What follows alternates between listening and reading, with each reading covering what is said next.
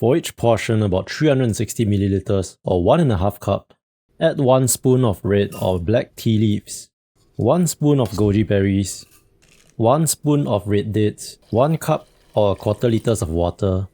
Brew until it turns tea color. Then add half the amount in milk, going for a 2:1 ratio of tea to milk.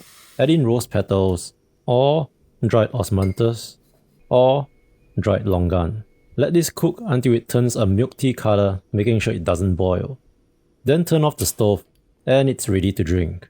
Optional steps: put on a cover for 5 minutes, and the milk tea will become sweeter, which is time that I will use to make some tofu for dinner.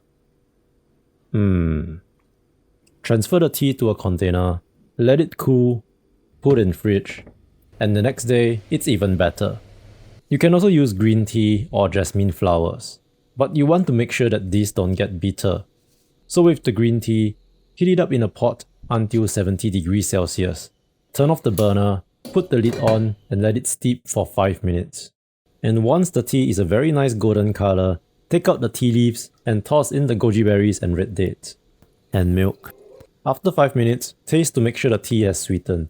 Turn off the burner, throw in the jasmine flowers and let it steep for 2 minutes. If you're not drinking this immediately, know that letting the green tea and jasmine flowers be there is essentially cold brewing, and it will make the whole pot taste bitter. So only put the goji berries and red dates in once you got the green tea flavor you want. But same thing, overnight in the fridge and tomorrow it will taste sweeter.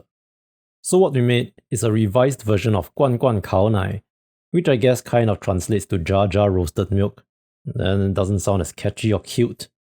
Anyway, it's a drink you can find in Yunnan with these vendors making tea in these clay jar things, and usually they throw in the ingredients to roast them first. And instead of using a blend of tea and milk, they cook the whole thing with milk. They also usually use the Dianhong variety of tea, which is a red tea from Yunnan, but I don't have that, so I'm using this Taiwanese tea instead.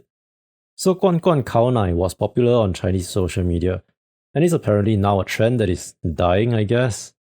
And although guan guan kao nai is a Yunnan trend, it's an evolution to the tradition of guan guan cha, a tradition mostly known in the Gansu province. There's a great variety of what seems to be considered guan guan cha, though generally people sit and drink tea around a stove, usually accompanied with some snacks, and they'll roast red dates and longans and throw that into the tea as well.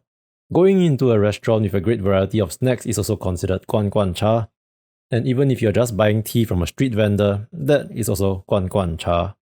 It seems what matters is that there's some kind of can or jar, hence guan guan cha. Of course, any culture can drink tea and eat snacks.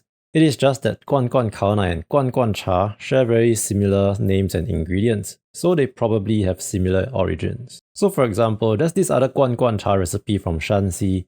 The chef not only used a different kind of tea, he made a roux with sesame seeds, cumin and star anise, and then added mushrooms, bamboo and meat. I have to say I'm really interested in how this one tastes, but it's very different from guan guan kao nai. Also, I feel like we should be calling this soup. Is tea just hot leaf soup? Anyway, to go back to the recipe, you don't need these clay jars, so don't feel compelled to buy them. And yes, I do realize the irony of asking you not to overconsume on a video that is asking you to consume more milk tea, but just use what you have. Even on a stove, you can still roast the ingredients a little if you want that extra flavor. If you can find it, you can also put Yunnan produced sugar, which as far as I can tell is just unrefined cane sugar, and you can easily replace that with regular brown sugar. The flavor profile comes more from the roasting and the other ingredients. And for me, the additional sugar is not only unhealthy, it also makes the milk tea more cloying. The overnight cold brew makes it sweet enough to enjoy. I also prefer the 2:1 water to milk ratio, but you can certainly change it as you like.